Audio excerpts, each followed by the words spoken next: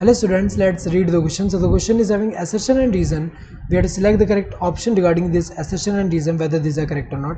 Assertion is cells in quiescent stage, that is G naught, are metabolically inactive, so don't show cell division. ये तो incorrect है क्योंकि अगर हम देखें जो सेल G naught फेज में एंटर होता है वो मेटाबोलिकली इनएक्टिव नहीं होता, वो मेटाबोलिकली एक्टिव होता है.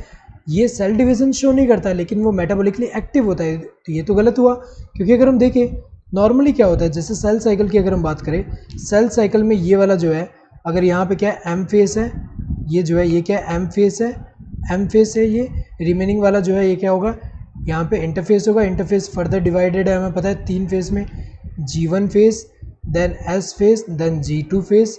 तो अगर देखा जाए जब सेल यहाँ पे डिवाइड होता है, डॉटर सेल जो है यहाँ पे क्या करेगा, ग्रो करेगा और मेटाबॉलिकली क्या होगा, एक्टिव होगा. देन एंटर करेगा एस फेस में जिसमें डीएनए रेप्लिकेशन होगा. देन एंटर करेगा G2 फेस में जिसमें प्रोटीन सिंथेसिस होंगे, और जो कि किस में कर रहे हैं, यहाँ पे G2 फेस जो है ये एक्चुअल प्रिपरेशन कर रहा है एम फेस में एंटर होने के लिए. ऐसा होता है. लेकिन कुछ सेल जो होते हैं वो क्या करते हैं, G1 फेस से ऐसे एग्जिट हो जाते हैं और G0 फेस में एंटर हो जाते हैं. और ये जो होंगे सेल्स, ये अगर हम देखें मेटाबॉलिकली एक्टिव तो होंगे लेकिन फर्दर डिवाइड नहीं कर पाएंगे.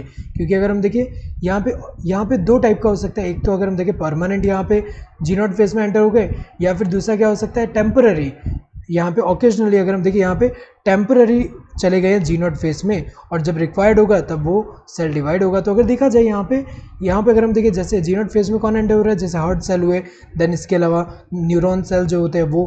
तो अगर देखा जाए यहाँ पे ये तो इनकरेक्ट है क्योंकि G0 फेस में जो एंटर हो रहे हैं मेटाबॉलिकली एक्टिव रहेंगे लेकिन सेल डिवाइड नहीं होगा, ये तो इनकरेक्ट है. Quiescent stage appears on exit of cell from G2 phase of cell cycle, ये गलत है क्योंकि G0 फेज में जो यहाँ क्वेसेंट स्टेज में जो अपीयर हो रहे हैं यहाँ पे वो एग्जिट हो रहा है सेल से. कौन से फेज से, G1 फेज से एग्जिट हो रहा है, G2 से नहीं. ये तो गलत है. सो दोनों ही गलत है यहाँ पे. Both the assertion and reason are true and reason is the correct explanation of assertion. ये तो गलत है, दोनों ही यहाँ पे फॉल्स है. Both the assertion and reason are true but reason is not a correct explanation of assertion. गलत है क्योंकि हमें पता है कि यहाँ दोनों ही फॉल्स है, ट्रू नहीं है. The assertion is true but reason is false, ये गलत है क्योंकि assertion भी फॉल्स है. Both the assertion and reason are false, correct है, दोनों के दोनों फॉल्स है. So correct answer would be this fourth one. Hope you understood the question. Thank you and all the